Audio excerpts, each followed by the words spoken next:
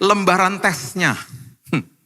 Lembaran tesnya, nah ini dia nih. Coba lihat ya Roma 5 yang tadi ya, ayat 3 sampai ayat 4. Roma 5 ayat 3 sampai 4. Dan bukan hanya itu saja, kita malah bermegah juga dalam kesengsaraan kita. Bermegah di dalam masalah maksudnya Paulus. Karena kita tahu bahwa kesengsaraan menimbulkan ketekunan. Menimbulkan ketekunan, tekun di dalam sekolah kehidupan. Kalau ada masalah, lembaran tesnya masalah.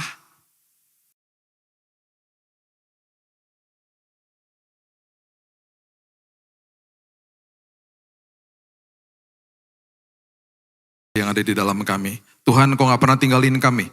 Engkau sangat mengasihi kami. Itu sebabnya hari ini kembali Tuhan, Engkau punya yang terbaik bagi setiap kami.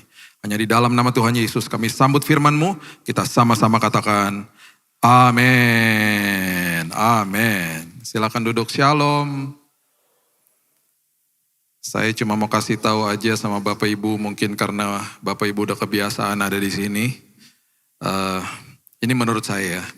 Saya udah 28 tahun pelayanan. Bagi saya suasana penyembahan yang bagi saya the best di Indonesia itu ada di Bethany Nginden. Saya selalu katakan sama teman-teman saya dan bahkan semua teman saya, bahkan semua kenalan keluarga saya yang pernah mampir ke sini. Bahkan mereka menyempatkan diri untuk mampir di sini. Semuanya bilang hal yang sama.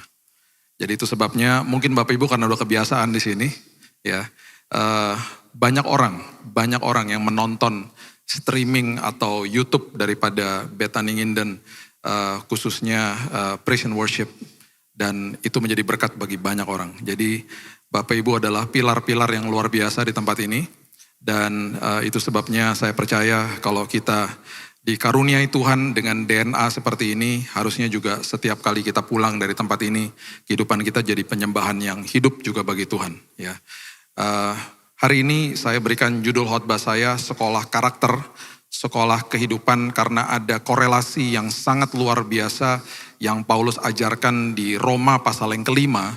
Roma pasal yang kelima itu nanti lebih detailnya nanti kita bahas di Paskah aja. Karena di awal itu ada pendamaian. Tuhan mendamaikan manusia dan apa itu arti pendamaian. Kemudian di ujung daripada itu semuanya disebut Roma 5 ayat 1-5. Di ujung daripada pendamaian itu ada pengharapan. Pengharapan yang tidak pernah mengecewakan di dalam Kristus Yesus. Di tengah-tengahnya itu ada sebuah prinsip yang Paulus ajarkan yang sangat-sangat dahsyat sekali. Itu sebabnya itu adalah kehidupan kekristenan. Roma 5 ayat 1-5 itu adalah sebuah proses di mana kita mengalami proses justification, proses kita dibenarkan sama Kristus Yesus. Kemudian di tengah-tengah itu sampai kepada pengharapan yang tidak pernah mengecewakan itu ada sebuah prinsip yang hari ini kita sedang jalani, yaitu sanctification, yaitu kita dikuduskan. Jadi kita terima Yesus, kita dibenarkan secara posisi. Kemudian hari ini sebagai orang yang sudah dibenarkan, kita dikuduskan setiap hari, kita mengalami pembaharuan budi. Pembaharuan budi berarti karakter kita terus dibentuk sama Tuhan. Nah itu prosesnya. Sampai pada akhirnya ketika dikatakan pengharapan tidak pernah mengecewakan, karena itu pastinya berbicara tentang glorification. Bahwa masa depan saya dengan saudara itu sungguh indah. Itu adalah proses di mana kita dimuliakan bersama dengan Dia. Kita mendapatkan tubuh yang baru, tubuh yang mulia, tidak ada lagi sakit penyakit, tidak ada lagi yang namanya stres, depresi, masalah dalam hidup. Itu adalah nanti kekekalan bersama dengan Kristus. Nah itu sebabnya di tengah-tengah itu yang namanya sanctification, dikuduskan, pembaharuan budi, itu adalah sebenarnya perjalanan orang Kristen.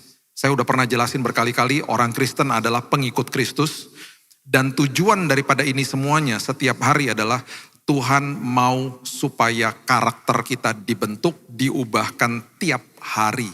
Tiap hari. Catat itu baik-baik. Tiap hari. Gak pernah ada bisa satu titik di mana kita mengatakan, oh saya udah mentok pertumbuhan saya. Gak bisa. Gak bisa. Kita bertumbuh di dalam kasih karunia dan pertumbuhan itu, sekolah kehidupan itu terjadi selama kita hidup di dalam dunia ini. Itu sebabnya kekristenan berbicara soal karakter, ya karakter ilahi, bukan ritual-ritual sebenarnya. Ritual yang kita lakukan di dalam gedung gereja seperti ini dan lain sebagainya, ini adalah sarana yang bisa membantu kita. Itu sebabnya saya selalu tegaskan jangan dikultuskan. Jangan dikultuskan yang namanya organisasi dan lain sebagainya. Hormati, sikapnya harus dihormati. Hormati agama Kristen, hormati ritual. Bahkan gereja-gereja ritualnya berbeda-beda. Ya, jadi bukan itu tujuannya, itu sarananya. Kemudian tujuan kita adalah karakter yang diubahkan hari lepas hari. Roma 8 ayat 29. Roma 8 ayat 29. Sebab semua orang yang dipilihnya dari semula, mereka juga ditentukannya dari semula untuk menjadi serupa dengan gambaran anaknya.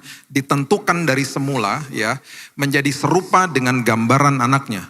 Supaya ia, anaknya, itu menjadi yang sulung di antara banyak saudara. Kristus menjadi gambaran bagi hidup kita. Perhatikan kalimat-kalimat ini. Ya, gambar diri Tuhan. Gambar dan rupa Tuhan. Imago Dei. Itu diberikan kepada semua orang. Catat itu baik-baik. Buktinya terlalu banyak. Saya nggak punya waktu untuk banyak ayat-ayatnya lah. Salah satu ayat yang pertama itu diberitakan itu di Kejadian 1 ayat 26. Semua manusia diciptakan serupa dan segambar seperti Tuhan.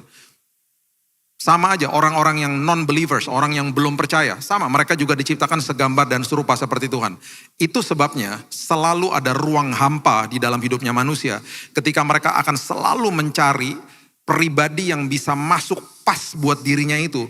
Dan itu adalah Tuhan sendiri. Itu sebabnya orang-orang yang ateis, orang yang agnostik, orang yang merasa hidupnya benar bahwa dan mereka membangun kubu-kubu pertahanan menentang pengenalan akan Tuhan dikatakan di firman Tuhan, hidupnya pasti kosong, gak mungkin enggak. Tidak mungkin tidak. Mereka bisa bilang di permukaan, oh saya udah puas-puas aja kok hidup saya, jangan diganggu, inilah jalan hidup saya. Udah pasti kalau nanti mereka bertemu dengan Tuhan, mereka akan mengatakan hal yang sama seperti semua yang katakan. Saya gak pernah rasa kelegaan seperti ini. Saya gak pernah rasakan kepuasan seperti, udah terlalu banyak lah. Saya udah berhadapan sama orang ateis, agnostik udah banyak dalam hidup saya. Dan ujung-ujungnya ketika mereka terima Yesus, itu kalimat yang keluar dari mulut mereka. Wow, saya gak pernah tahu bahwa ada sosok pribadi yang menjawab kelegaan, menjawab bagi kepuasan hidup saya. Manusia di dalam dunia ini mencari yang namanya kesenangan dan ketenangan. Itu letaknya di dalam jiwa. Kita udah pernah belajar juga di tempat ini. Ketenangan sama kesenangan itu yang sering kali disalahartikan itu adalah damai dan sukacita. Damai dan sukacita adalah buah roh. Itu gak bisa diusik sama iblis. Itu pemberian kerajaan sorga.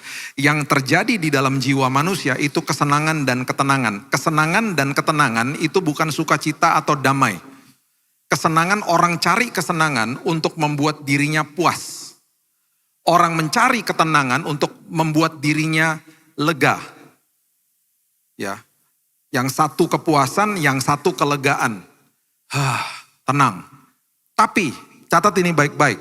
Kesenangan sama ketenangan sama yang namanya kesenangan. Yang letaknya di dalam jiwa. Itu sifatnya semu. Sifatnya semuanya sementara.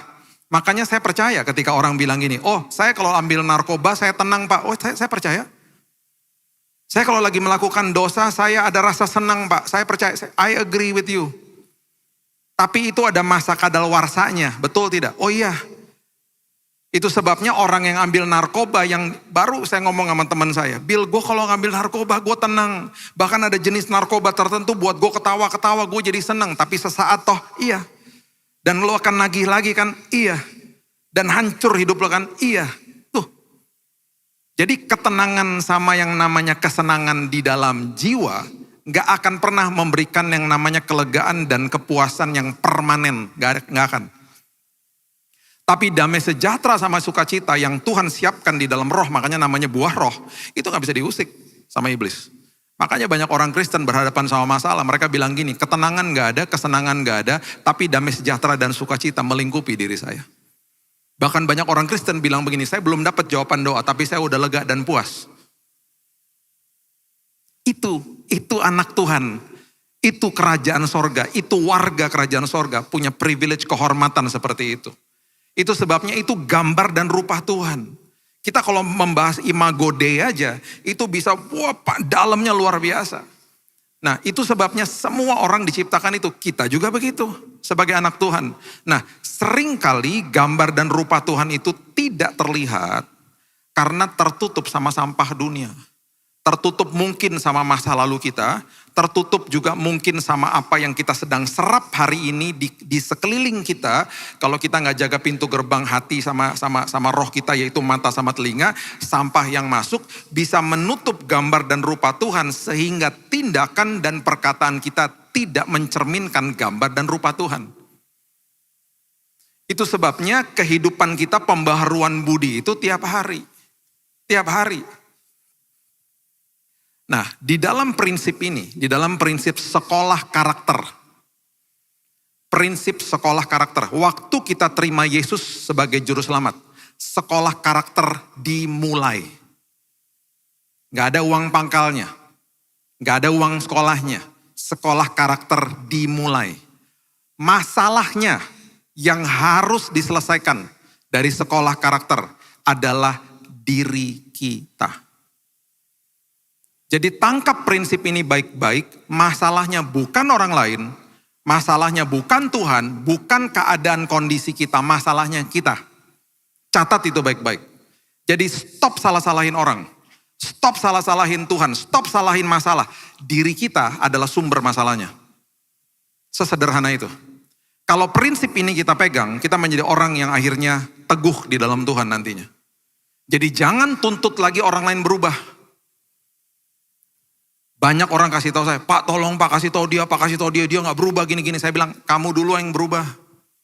Kalau kamu berubah, kamu akan menularkan kebenaran kepada orang di sekitarmu. Ada titik tertentu di mana engkau bisa kasih tahu orang dan orang itu udah nggak bisa dikasih tahu. Bahkan ada orang-orang yang terdekat dengan kita, yang tadinya dekat sama kita menjadi toksik hidupnya, dan kita harus jaga jarak sama dia. Bukan musuhin, bukan silent treatment. Saya tidak pernah setuju orang yang ngediemin orang. Itu gak sopan dan itu tidak alkitabiah. Tapi orang toksik dijauhi supaya kita juga tidak tercemar, no problem. Bahkan ada keluarga kita yang seperti itu kok. Ya itu kita harus punya hikmat. Ada titik tertentu kita bisa kasih nasihat sama dia, dan ketika udah gak bisa dikasih tahu lagi, ya udah kita hanya di dalam taraf, ya udah saya mendoakan dia deh. Diajak ngomong 4 mata gak bisa juga, ya udah doain aja. Jadi ingat masalahnya adalah kita. Kita kalau punya gigi yang bolong, terus kita minum air es, ngilu gak? Ngilu ya? Yang salah bukan air esnya, yang salah giginya. Tambel aja giginya, pasti beres. Jadi jangan salah-salahin yang lain, jangan salah-salahin yang ada di luar. Kembali lihat diri kita sendiri, masalahnya saya. Saya yang harus berubah, saya yang harus bertumbuh. Petrus katakan bertumbuh di dalam kasih karunia supaya kamu tidak tersesat dan kehilangan pegangan. Tempat kuliahnya di mana? Sekolah karakter. Di profesi kita masing-masing. Di antara kita ada yang fungsinya sebagai ayah, sebagai istri, sebagai bapak, ibu, anak. Ada juga yang berfungsi kita di hari Senin sampai Jumat sebagai karyawan, sebagai owner, sebagai orang yang kuliah, mungkin sebagai student, mahasiswa. Itu tempat kuliahnya. Dimanapun kita berada, sesuai sama fungsi dan profesi kita masing-masing. Mata pelajarannya apa? Mata pelajarannya itu buka aja 1 Korintus 13 ayat 4-7. Itu mata pelajarannya. Jangan kaget kalau kita baca mata pelajarannya kita belum lulus semua. Jadi jangan kaget, tenang aja, Tuhan sayang kok sama kita. Itu sebabnya kita punya Tuhan. Ya, 1 Korintus 13 ayat 4-7 mengatakan begini. Kasih itu sabar, ini mata pelajarannya nih. Kasih itu murah hati, tidak cemburu, tidak memegahkan diri dan tidak sombong. Tidak melakukan yang tidak sopan, tidak mencari keuntungan diri sendiri, tidak pemarah, tidak menyimpan kesalahan orang lain. Tidak bersuka cita karena ketidakadilan, tetapi ia bersuka cita karena kebenaran. Menutupi segala sesuatu, percaya segala sesuatu, mengharapkan segala sesuatu, sabar menanggung segala sesuatu. Itu mata pelajarannya. Dan ingat, definisi daripada kasih, semua kasih adalah keputusan, bukan perasaan. Itu sebabnya mata pelajaran. Lawan daripada sabar itu tidak sabar. Lawan daripada kasih semuanya adalah perasaan. Lawan daripada sabar tidak sabar. Mau punya perasaan tidak sabar gampang, ngantre aja. Pasti gak sabar. Bapak Ibu para traveler yang ada di tempat ini. Salah satu yang sangat mengganggu saya dengan budaya ngantre di Indonesia adalah pertama lift. Lift kebuka, orang gubrak-gubrakan di depan lift. Mereka tidak sadar yang dari dalam lift harus keluar dulu. Itu satu. Orang Indonesia suka banget gubrak-gubrakan di depan lift. Seolah-olah sepertinya dia akan ditinggal sama liftnya. Aduh, nanti liftnya pergi, nanti liftnya ketutup. Tenang. Kalau kita pencet tombol liftnya udah masih juga ketutup, berarti liftnya rusak. Puji Tuhan kita nggak di situ. Itu budaya ngantri loh. Ya. Terus bagi kita yang suka traveling, ini saya suka perhatikan. Tadi saya baru datang tadi siang. Saya tiap bulan naik pesawat kemana-mana, keliling Indonesia.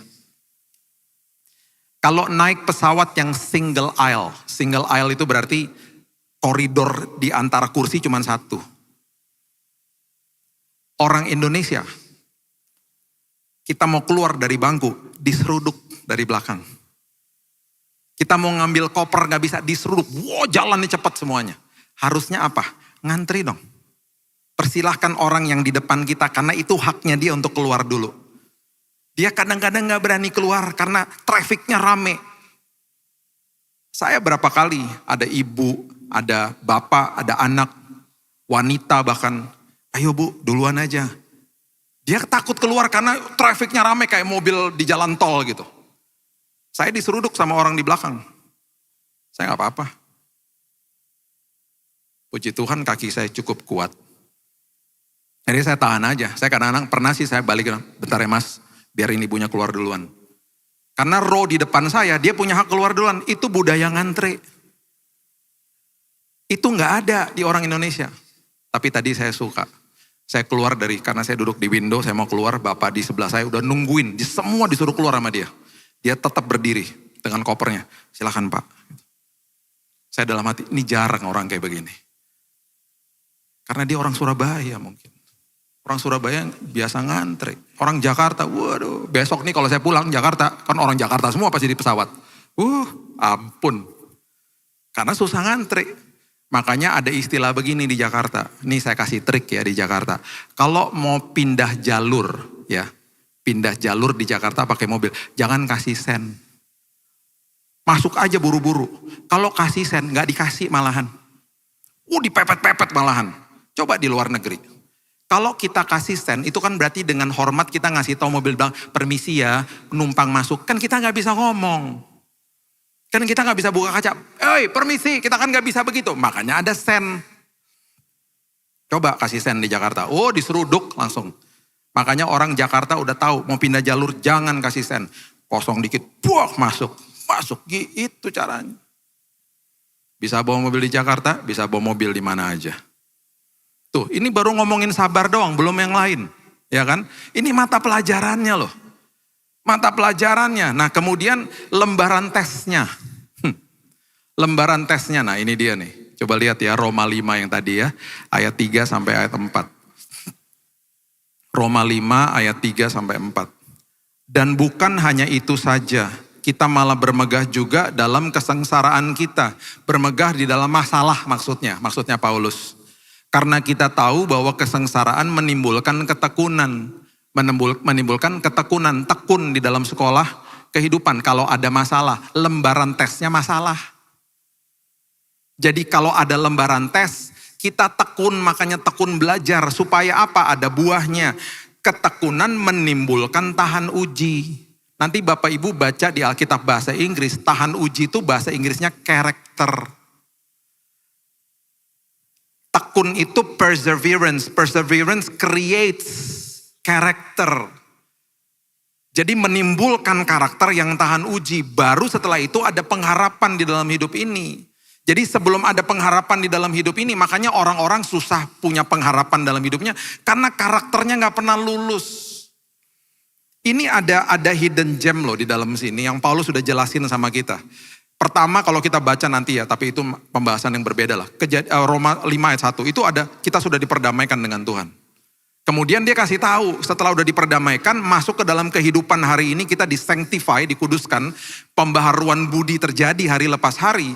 Nah ini ini sekolah kehidupannya, kamu akan ngalamin masalah. Kalau kamu ngalamin masalah, kamu tekun ya, tekun di dalam sekolah karaktermu. Nanti akan lahir karakter yang tahan uji. Ketika karakter tahan uji lahir, kamu akan memiliki pengharapan yang tidak pernah mengecewakan. Karena kamu ngerti akhirnya.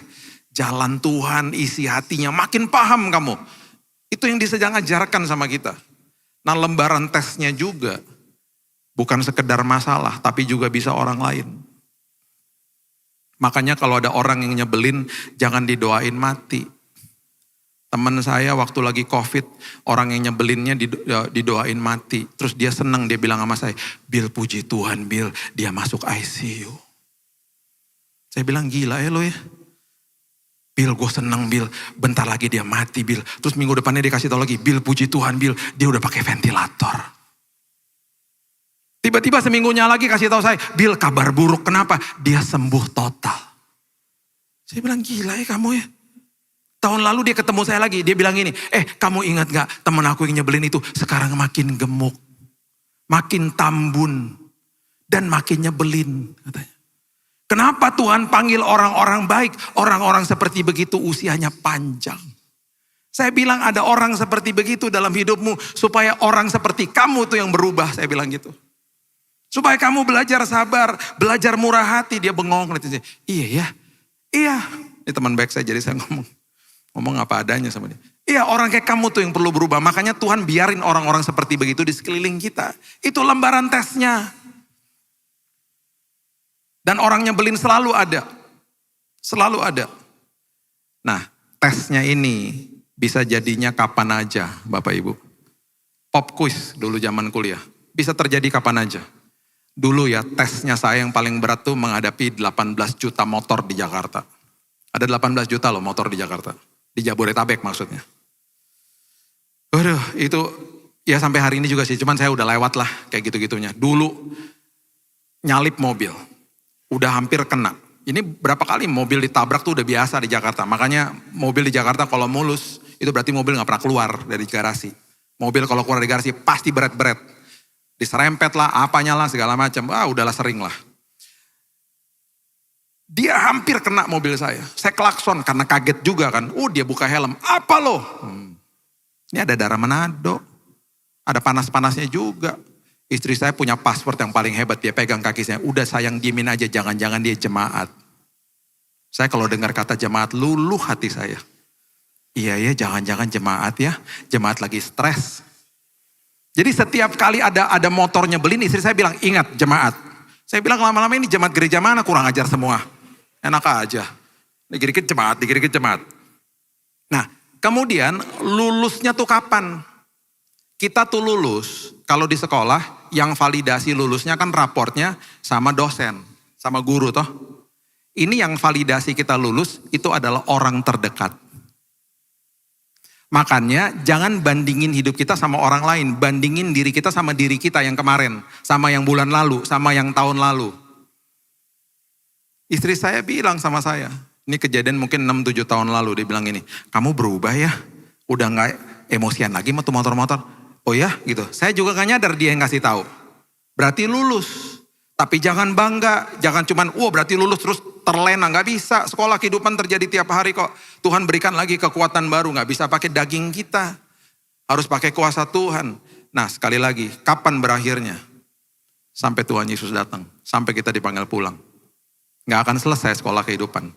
Jadi tiap hari ingat, karakter saya harus dibentuk, karakter saya harus masuk sekolah, saya harus jadi orang yang lebih baik daripada saya yang tahun lalu, saya yang kemarin dan seterusnya dan seterusnya. Nah coba lihat Lukas pasal yang ke-14 ayat 12 sampai 14. Lukas pasal yang ke-14 ayatnya yang ke-12 sampai 14. Firman Tuhan berbunyi begini. Dan Yesus berkata juga kepada orang yang mengundang dia.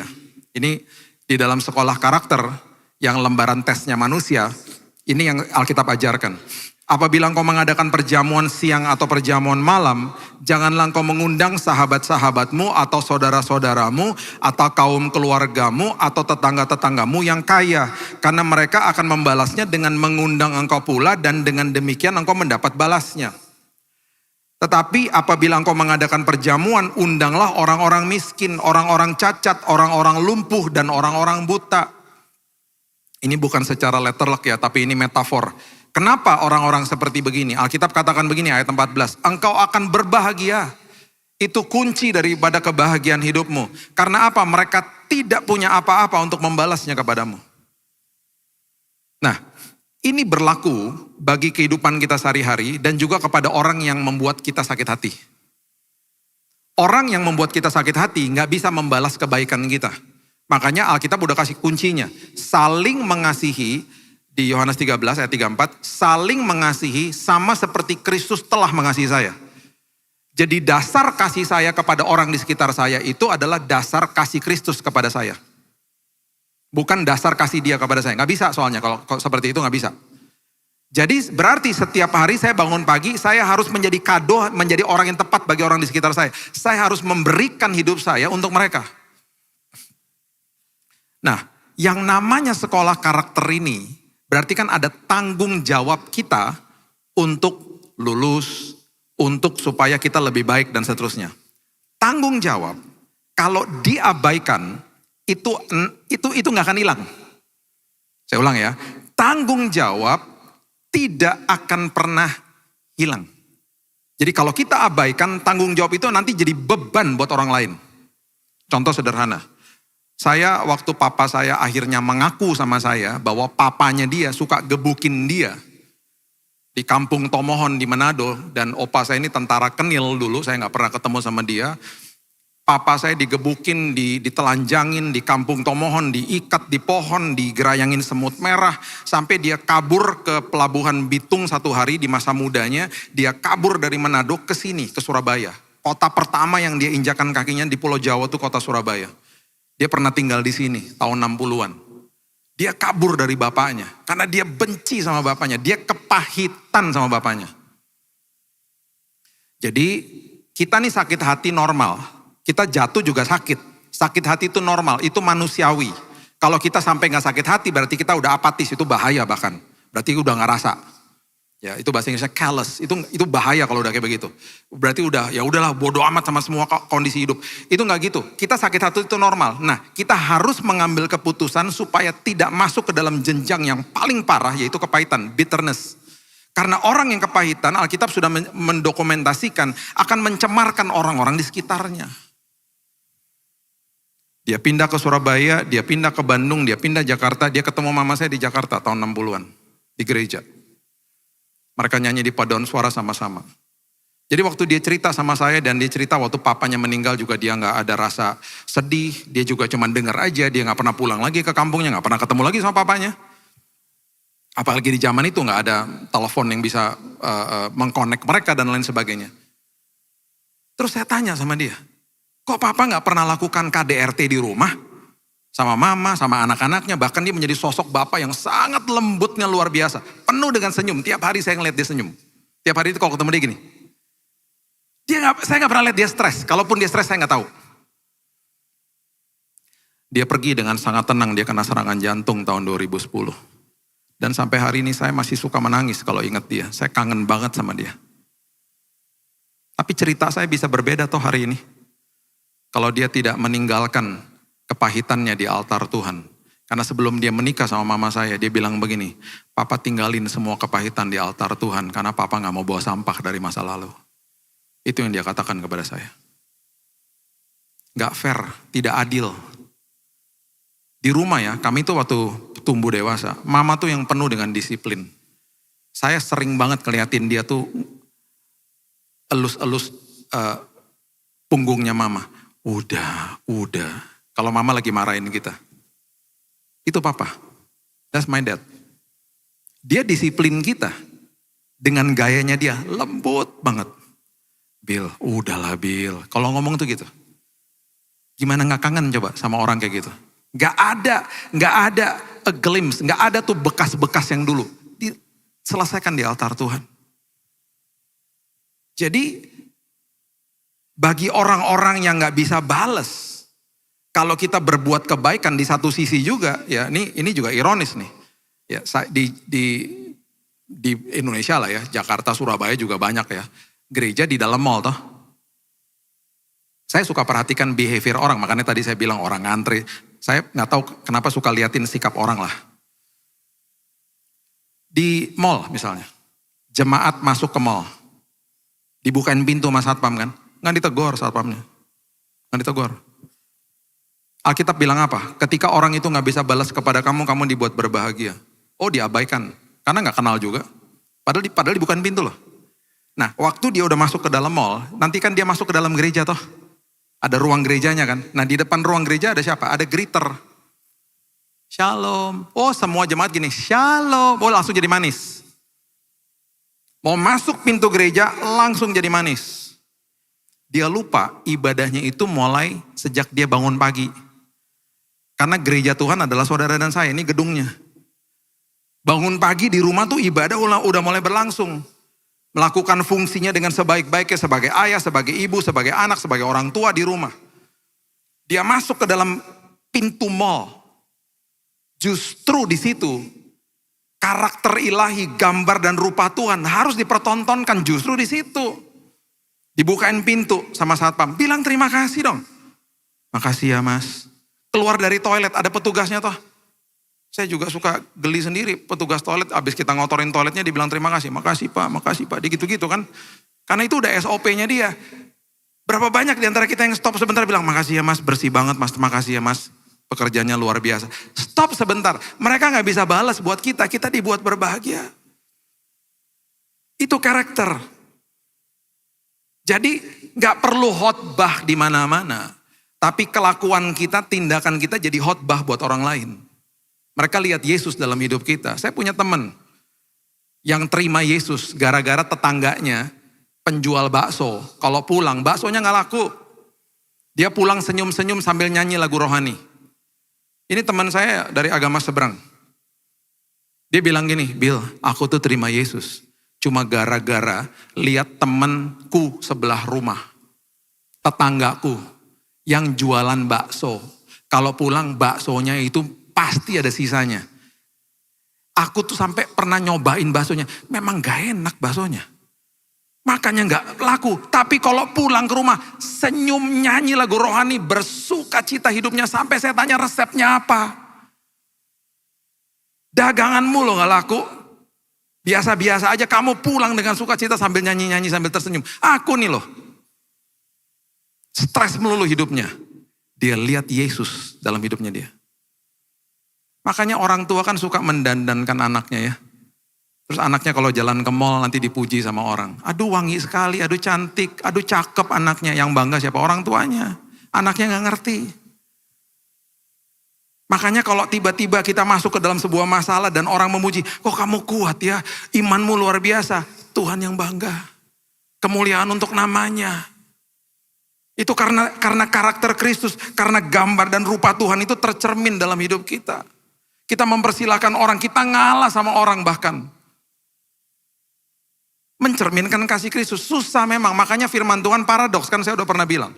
Bertolak belakang sama logika manusia, namun mengandung kebenaran dan memerdekakan hidup kita. Itu kunci kebahagiaan kok, kunci kepuasan dalam hidup. Firman Tuhan. Memang berat, karena bertolak belakang sama logika. Bagaimana saya bisa mendahului dalam memberi hormat, Alkitab katakan, kepada orang yang berselisih paham sama saya. Dengan risiko kalau saya panggil dia atau saya sapa dia, saya dibuangin muka sama dia. Tapi itu firman Tuhan. Saya tutup sama ini. Ketika Daud dikejar sama Saul. Dikejar sama Saul. Daud ini sudah diurapi. Akan menjadi raja, pengganti Saul. Di awal Saul nggak tahu memang. Dan kemudian kalau kita lihat di 1 Samuel 16, dia diurapi, kemudian ada kisah dia melawan Goliat. Ya. Nanti kita bahas secara detail di ibadah berikutnya. Kisah tentang dia dan Goliat. Kemudian masuk ke 1 Samuel 22-24. Dia dikejar sama Saul. Kenapa? Karena waktu setelah pertempuran melawan Goliat, dia dieluk-elukan sama bangsa Israel. Saulnya cemburu. Kan Saul masih jadi raja. Dikejar dia sama Saul, hendak dibunuh. Nah, Daud di dalam proses dia dikejar sama Saul, dia sempat masuk ke dua gua. Dua gua. Yang pertama namanya Gua Adulam. Nah, Alkitab mencatat begini, 1 Samuel 22 ayat 1 dan 2. 1 Samuel 22 ayat 1 dan 2. Lalu Daud pergi dari sana dan melarikan diri ke Gua Adulam. Ketika saudara-saudaranya dan seluruh keluarganya mendengar hal itu, pergilah mereka ke sana mendapatkan dia. Berhimpunlah juga kepadanya, perhatikan ini, setiap orang yang dalam kesukaran. Setiap orang yang dikejar-kejar tukang piutang. Setiap orang yang sakit hati. Maka ia menjadi pemimpin mereka, bersama-sama dengan dia ada kira-kira 400 orang. Di dalam proses dia dikejar sama Saul hendak dibunuh ketika dia sedang ngumpet bersembunyi di Gua Adulam. Gua Adulam itu sekitar mungkin 22 mil atau berapa ya? 31 kilo lah. 31 kilo southwest dari Yerusalem. Ini Yerusalem di southwest sebelah sana. Di selatan agak ke barat. Itu letaknya Adulam tuh di situ. Dia ngumpet di situ. Di dalam proses itu Tuhan kirimkan orang-orang seperti begini. Orang-orang yang berhutang dikejar debt collector, orang-orang yang punya masalah berat, orang-orang yang di dalam kesukaran, orang yang sakit hati, itu ada 400 ngumpul sama dia. Nah, mereka akhirnya melihat sosok pemimpin ini. Dan mereka belajar dari karakter ini karena Tuhan percayakan hidup kita buat orang-orang seperti begitu di sekitar kita. Saya nggak tahu keluarga saudara seperti apa, teman-teman saudara seperti apa. Tapi jadilah lembaran yang terbuka setiap hari buat orang-orang ini. Mereka butuh kita loh. Mungkin di kesempatan hidup mereka, satu-satunya Alkitab yang mereka baca adalah hidup saudara dan saya. Itu satu-satunya Alkitab yang mereka bisa baca. Itu sebabnya setiap hari kita nggak pernah tahu. Seperti teman saya nggak pernah tahu. Itu tukang bakso nggak pernah tahu. Tetangganya satu hari terima Yesus sebagai juru selamat. Kita nggak pernah tahu. Jangan jadi seperti saya. Saya dulu waktu saya kuliah ya. Saya ini karena budaya terus akhirnya jadi nggak ngerti juga kan akhirnya. Ini jangan seperti begini nih. Billy Lantang tahun 80-an. Dikirim sama orang tuanya ke sebuah sekolah namanya Oral Roberts University. Saya sekolah di situ, kemudian saya dapat kerjaan di dormitory atau di asrama atlet. Jadi sekolah itu ada atlet baseball, atlet basketball. Saya kerja di asrama atlet. Nah, asrama atlet saya di hire sama manajer saya. Jadi saya asisten manajernya waktu saat itu. Nah, dia nakal banget. Dia kakak kelas saya kan. Nah, di asrama atlet itu kan makanannya sehat-sehat, susu, telur, dagingnya besar-besar karena buat makanan atlet. Kita yang masakin buat mereka. Saya gini-gini jago masak dulu. Nah, atasan saya nih manajer saya, kakak kelas saya bilang gini, Bill, selama kamu kerja di sini, whatever you need, apa yang kamu butuhkan, ambil dari dapur, bawa pulang aja. Nanti saya yang ini, rekayasa catatan inventory. Jadi selama saya kerja di sana, saya nggak pernah ke supermarket. Telur saya bawa dari situ. Alias apa? Mencuri kan. Nah, akhirnya kakak kelas saya lulus. Saya dipromosi jadi manajer. Jadi pemimpin. Saya punya anak buah kan. Anak buah saya lakukan hal yang sama. Hei anak buah, selama kamu kerja di sini, telur, daging, susu, ambil. Nanti inventory saya rekayasa. Saya kalau ingat-ingat dulu, malu sendiri. Nyuri bertahun-tahun dari situ. Jadi waktu saya baca ini, iya ya Tuhan kita nih hidup kita kayak ditonton orang gitu loh. Ditonton orang, kita ada di ladang pertandingan yang luar biasa kan, di arena pertandingan. Setelah akhirnya dia selesai dari Adulam, nanti Bapak Ibu baca sendiri, dia sempat pergi ke sebuah tempat di Moab. Karena memang dia punya nenek buyut, itu kan Ruth, orang Moab. Dia titip mamanya, dia titip papanya di situ. Orang tuanya dititip di Raja Moab, karena dikejar sama Saul. Dan yang terakhir, akhirnya dia masuk ke sebuah lembah namanya En-Gedi. En-Gedi ini kalau Bapak Ibu pernah ke Israel, letaknya gak jauh dari Laut Mati. Nah, ada kisahnya di 1 Samuel 24. Ya kita baca 1 Samuel pasal yang ke-24 mengatakan begini. 1 Samuel 24 ayat yang pertama. Ketika Saul pulang sesudah memburu orang Filistin itu, diberitahukanlah kepadanya, demikian ketahuilah Daud ada di padang gurun En-Gedi. Ya. Kemudian ayat yang kedua, kemudian Saul mengambil 3.000 orang, 3.000 loh. Terpilih dari seluruh orang Israel. Itu pasukannya dia, lawan Daud dengan 400 orang-orang yang punya masalah yang ada sama dia. Lalu pergi mencari Daud dan orang-orangnya di gunung batu kambing hutan. Ia sampai ke kandang-kandang domba di tepi jalan, di sana ada gua dan Saul masuk ke dalamnya. Dari sekian banyak gua yang ada di En-Gedi, banyak guanya, dia masuk ke dalam gua tempat persis di mana Daud sedang sembunyi. Bayangin coba. Masuk ke dalamnya untuk membuang hajat, tetapi Daud dan orang-orangnya duduk di bagian belakang gua itu. Disinilah yang namanya lembaran tes dikasih sama Tuhan. Disinilah sebelum dia menjadi raja, tesnya terjadi di sini. Terjadi di Adulam, terjadi waktu lawan Goliat, terjadi waktu dia dibanding-bandingin sama orang tuanya, dia gak direken bahwa dia akan menjadi orang yang diurapi Tuhan. Dia punya 7 kakak loh, dia gak direken, dia gak diperhitungkan sama bapaknya, dia gak pernah Alkitab mencatat dia kepahitan sama orang tuanya. Waktu dia dipanggil, gak pernah juga Alkitab mencatat dia sombong saat itu, enggak. Bahkan orang tuanya diurusin sama dia. Sejak Adulam orang tuanya dititipin sama Raja Moab. Saya lagi dikejar, tolong jagain orang tua saya. Kok bisa Saul masuk persis di gua di mana Daud lagi ngumpet, lagi bersembunyi di situ. Sampai teman-temannya 400 orang ini, yang orang yang ada di sekitarnya dia bilang begini, ayat-ayat yang keempat. Lalu berkatalah orang-orangnya kepada Daud, telah tiba hari yang dikatakan Tuhan kepadamu. Sesungguhnya aku menyerahkan musuhmu ke dalam tanganmu, maka perbuatlah kepadanya apa yang kau pandang baik. Wah udah, ini kesempatan yang sangat baik. Kelarin aja udah, bunuh dia, kelar masalahmu. Maka Daud bangun, ayat yang keempat bagian yang terakhir. Lalu dia hanya memotong punca jubah daripada Saul dengan diam-diam. Dia gak pernah bunuh. Kenapa dia gak pernah bunuh? Karena ayat yang ke-6 mengatakan begini. Lalu berkatalah Daud kepada orang-orangnya, dijauhkan Tuhanlah kiranya daripadaku untuk melakukan hal yang demikian kepada tuanku. Kepada orang yang diurapi Tuhan, yakni menjamah dia sebab dialah orang yang diurapi Tuhan. Bapak Ibu, urapan daripada Saul, kalau kita baca 1 Samuel 16, udah gak ada. Udah dipindahin sama Nabi Samuel kepada Daud.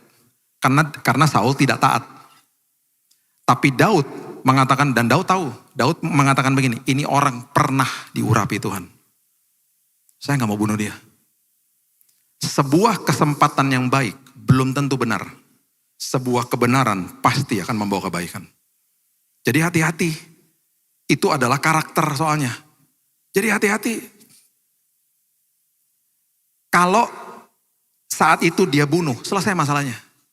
Dia keluar, waktu Saul udah keluar, di hadapan 3.000 prajurit. Itu ujung jubah yang dipotong sama dia. Dia keluar, dia sujud di hadapan Saul, dia bilang gini, Tuanku, I could have killed you. Saya bisa bunuh kamu tadi.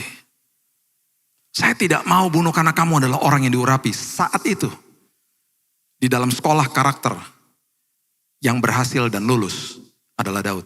Dan Saul dipermalukan di hadapan 3.000 pasukannya. Dia bisa bunuh. Seorang Billy Lantang, jangan ngikutin lagi ya, ini belum bertobat juga ya. Di tahun 97 saya balik setelah selesai studi saya, kerja saya. Saya pulang ke Indonesia. Saya gak punya SIM Indonesia. Saya gak pernah lupa, saya lagi pergi ke rumah orang tua saya lewat jalan Pramuka namanya di Jakarta. Dulu gak ada busway, tapi ada jalur bus namanya. Ada jalur bus. Saya salah masuk, dan itu gak boleh masuk situ. Saya di stopin sama polisi. Di stopin polisi, saya masih ingat namanya sampai hari ini. Cuman gak enak ngomonginnya. Masih ingat saya namanya, karena ini kejadian lucu sekali. Tahun 97 loh itu, udah lama banget. Ingat, ini saya belum bertobat ya. Setahun setelah itu baru saya bertobat, jadi jangan diikutin loh. Saya buka kaca. Dia minta SIM. Saya belum ngomong apa-apa, saya kasih SIM saya. Saya gak punya SIM Indonesia, SIM saya tuh SIM-nya Oklahoma di Amerika. Oklahoma driver license namanya. Nama panjang saya John Samuel William Lantang. Gak ada bilinya lah. Dia gak lihat lantangnya, mungkin dia gak ngeh juga. Dia lihat tuh nama-nama asing gitu, dia bilang ini, where you from? Wah. Terus kan saya baru pulang. Ya saya gak bohong juga, di awal sih gak bohong. Amerika. Oh, Amerika, dia ngomong gitu. Terus dia bilang gini, you know, bus lane, no. Maksudnya gak boleh lewat situ. Terus tiba-tiba dia bilang gini, you go there, apa sih go there? Masih suruh ke sana, go there. Ada pos polisi di situ. Saya menepi di situ, dia suruh saya keluar, galak banget pokoknya ya. Saya duduk di pos polisi. Saya belum ngomong apa-apa loh. Tapi saya udah ngerti nih, berarti dia mikir saya dari Amerika nih. Karena dia juga ngomong bahasa Inggris kan. Terus saya duduk sama komandannya sama dia. Terus komandannya nanya sama saya, where do you work? Kerja di mana? Nah di sini saya bohong. Jangan diikutin, ya belum bertobat soalnya. Karena lagi mumpung kondisi bisa membebaskan saya. Pikiran saya tuh cepet banget kayak bohlam lampu gitu kalau di film kartun tuh kling dapat ide gitu. Ding gitu. Saya langsung bilang gini, where you work? Where do you work? Kerja di mana? Saya bilang gini, US Embassy. Kedutaan Amerika. Kenapa saya ngomong gitu? Karena orang kedutaan gak boleh ditangkap. Betul gak? Komandannya waktu saya ngomong, dia gak minta tanda pengenal lagi. Salahnya juga gak minta, saya gak punya loh tanda pengenal. Kalau saya bohong, langsung dia lihat sama anak buahnya yang tadi nangkap saya. Kamu tuh ya gimana dong? Kalau nangkep orang tuh ya ditanya dulu kerja di mana. Ini kalau kita nangkep orang dari kedutaan masalah nanti kita. Gimana sih kamu? Oh siap komandan. Saya kan ngerti dia ngomong apa. Tapi saya harus belaga nggak ngerti, bener gak? Jadi saya nahan ketawa. Tapi ada rasa senang. Senang juga ya. Kebohongan saya berhasil gitu. Langsung saya dituntun sama itu orang yang tangkap saya sama polisinya. Dituntun, kamu bilang, I'm so sorry sir, I'm so sorry. Go, please. Saya pulang ke rumah orang tua saya. Papa saya marahin saya, kamu tuh bener-bener deh.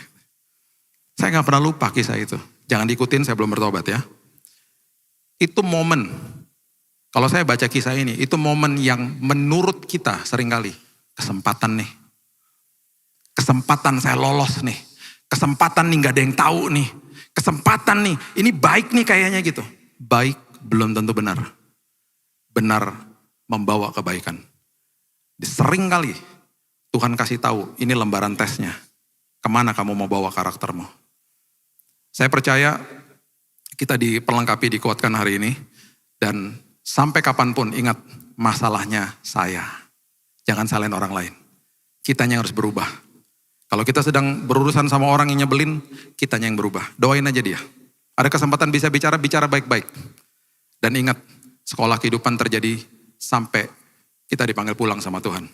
Dan bilang sama Tuhan, Tuhan dengan kuasamu, aku sanggup setiap hari lulus dan menjadi orang yang lebih baik. Supaya orang di sekitarku melihat Tuhan, melihat gambar diri Yesus dalam hidupku. Ada amin? Berikan tepuk tangan kita untuk Tuhan. Bapak yang baik, terima kasih buat hari ini, mengucap syukur buat kebaikan Tuhan, mengucap syukur buat kasih karunia Tuhan, mengucap syukur buat gambar diri Tuhan yang Tuhan berikan dalam hidup kami. Itu tugas kami hari ini supaya sampah-sampah yang ada, baik itu dari masa lalu atau hari-hari yang dimana kami tidak menjaga mata dan telinga, kami minta sama Tuhan hari ini kembali Tuhan, kami dikuatkan, kami diberikan kuasa untuk terus lulus dalam kelas-kelas di mana kami sedang sekolah kehidupan, sekolah karakter kami. Kami percaya kami punya karakter yang tahan uji. Karena ketika kami mengerti akhirnya, isi hatimu, pengharapan di dalam Tuhan tidak pernah mengecewakan. Kami mau Tuhan, hidup kami setiap hari diubahkan lebih baik dari diri kami yang kemarin, dari diri kami yang tahun lalu. Supaya kehidupan kami jadi lembaran terbuka bagi orang di sekitar kami. Kami jadi kado yang terindah bagi mereka. Karena ada kemungkinan Alkitab satu-satunya yang mereka baca adalah diri kami ya Tuhan. Itu tanggung jawab. Itu sebabnya kami tidak mau melalaikan tanggung jawab ini. Biarlah hidup kami terus bersinar dan gambar dan rupa Tuhan tercermin dalam setiap kehidupan anak-anak-Mu. Berkati setiap anak-anak-Mu yang hadir, yang sakit disembuhkan, pemulihan terjadi, dan kami percaya pintu-pintu yang baru Tuhan akan bukakan bagi mereka. Ada hal-hal yang luar biasa menanti bagi kehidupan anak-anak-Mu. Hanya di dalam nama Tuhan Yesus, aku sudah berdoa dan berkat-Mu tercurah bagi setiap kami. Kita sama-sama katakan, amin. God bless you.